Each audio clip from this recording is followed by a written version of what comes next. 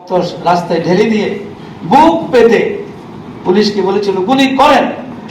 এইভাবে তারা সাড়া দিয়ে আজকে বাংলাদেশের একটি বড় মানুষের কষ্ট থেকে, মানুষের দুঃখ বেদনার জায়গাটুকু আজকে ছাত্র আন্দোলনের মাধ্যমে তারা আমাদেরকে মুক্ত করে দিয়েছেন।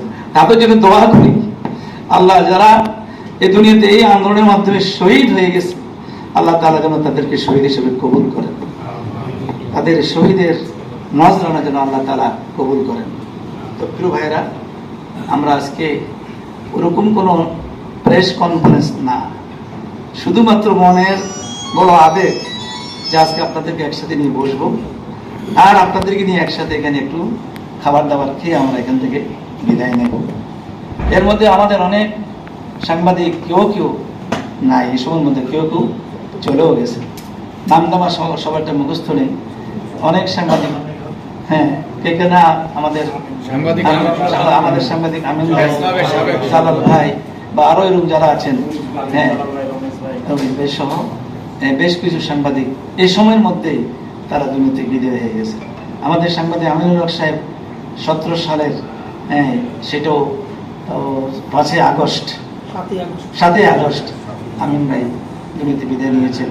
আরো যারা ছিলেন আমাদের খুব নিকটে, আপনাদের সাথে আপনাদের অনেক বন্ধু, তারাও আজকে কেউ দুনিয়াতে নাই।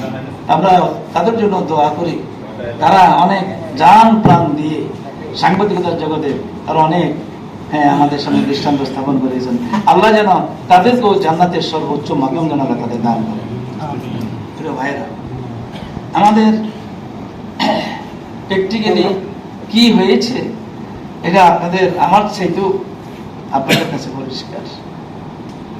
আমাদের উপরে যে ধরনের নির্যাতন, নিষ্পেষণ চালানো হয়েছে, আমরা সকলে মিলে আমরা ধারণ করেছি। আমাদের আমিরের হেদায়েত হলো সবর, আর আল্লাহ তাআলার হেদায়েত হলো সবরুল জামিল, ধৈর্য ধারণ করে। যাই হোক, ধৈর্যের বিনিময়ে আল্লাহ রাব্বুল আলামিন আমাদের সকলের জন্য, এই দেশের জন্য একটি উন্মুক্ত পরিবেশ আল্লাহ তাআলা দান করেছেন। আল্লাহ তোমার দরবারে শুকরিয়া আদায় করছি, আলহামদুলিল্লাহ। প্রিয় ভাইরা, আমাদের বিশেষ করে কুমিল্লার দুই একটি ঘটনা আপনাদের উপস্থাপন করতে চাই। 18ই জুলাই সবচেয়ে বড় ঘটনাটা ঘটেছে, বিশ্বরোড। সেদিন 70 থেকে 80 জন ভাই ছাত্র জনতা গুলিবিদ্ধ হয়েছে।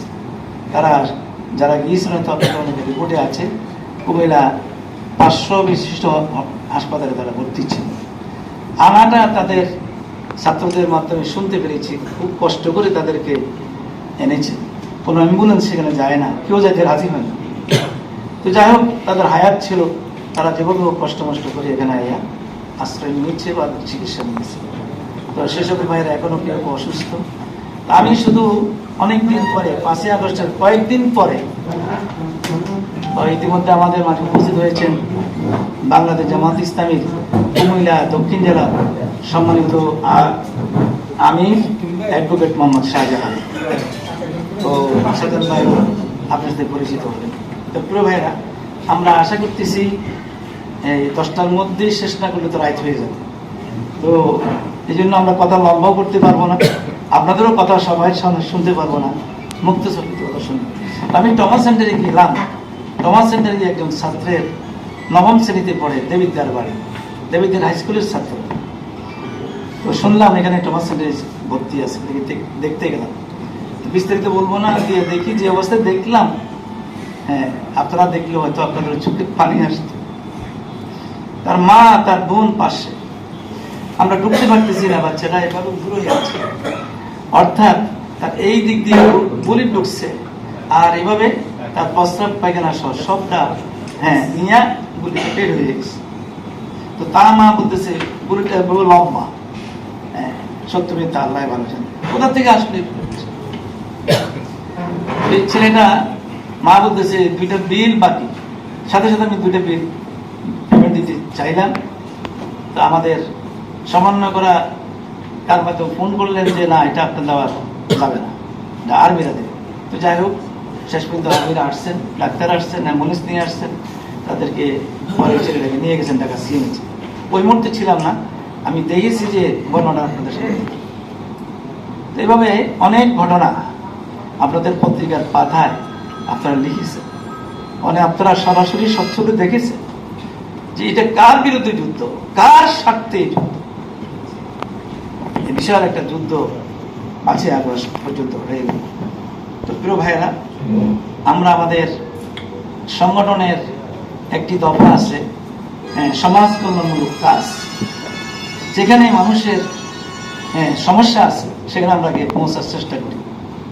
যেমন বন্যা যেটা হয়ে গেল, এই বন্যায় আমরা চেষ্টা করেছি, বিশেষ করে কুমিল্লায় সিটি কর্পোরেশনের অনেক বাসা বাড়ির নিচে পানি উঠছে, কিন্তু বড় বিপদ থেকে আল্লাহ হেফাজত করেছে আলহামদুলিল্লাহ।